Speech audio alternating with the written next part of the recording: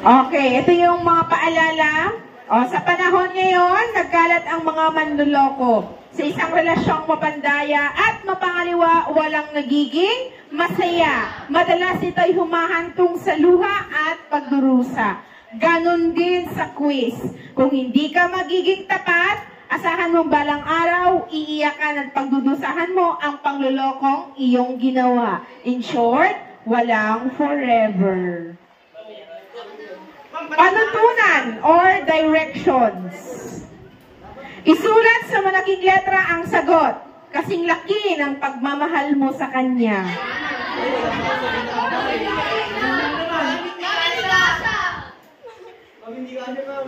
Bawal makipag-usap sa katabi.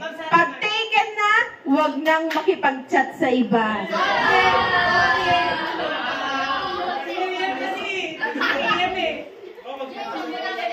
Ang quiz, parang date niyong magjowa. Nasa harap mo na nga, lumingon ka pa. Mag-focus lang sa isa.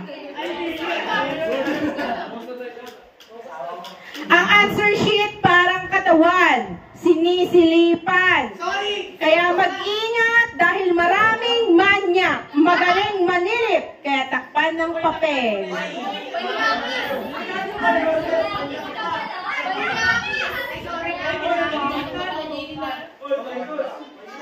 Pag-isipang mabuti bago isulat ang sagot. Parang asawa lang, pag pinili mo na siya, panindigan mo na. Wala nang bawian pa.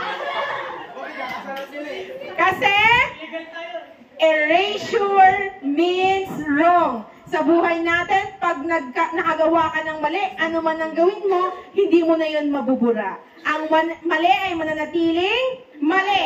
Ang pwede mo lang gawin ay magsimula ulit ng panibago. Kaya, kung nagkamali ka ng piniling tao, maghanap ka na ng bago. Ang sagot sa quiz parang break up.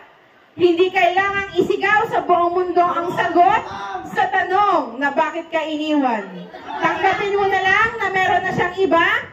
Kung may tanong ka, magtanong sa tamang tao para iwas marites. At panghuli, may time limit lahat ng bagay. Pag tapos na, tapos na. Huwag nang maghabol pa. Mag-move on ka na. Marami pa dyang iba. Okay, with that, are you ready?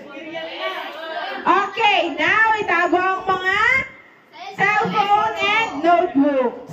Papel lang at ballpen ang makikita ko sa papel, ay sa table. Okay, first category. Ang inyong paborito? Multi-punto! Sige, tingnan nga natin kung masasagot nyo yung unang tanong. Huwag kalimutan yung rules and regulations, ha? Okay. Let's start. Number 1.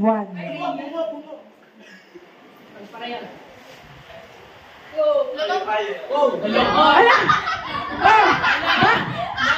Wait lang, bakit ganyan ang mga mukha nyo? Sasayan nyo lang kanina.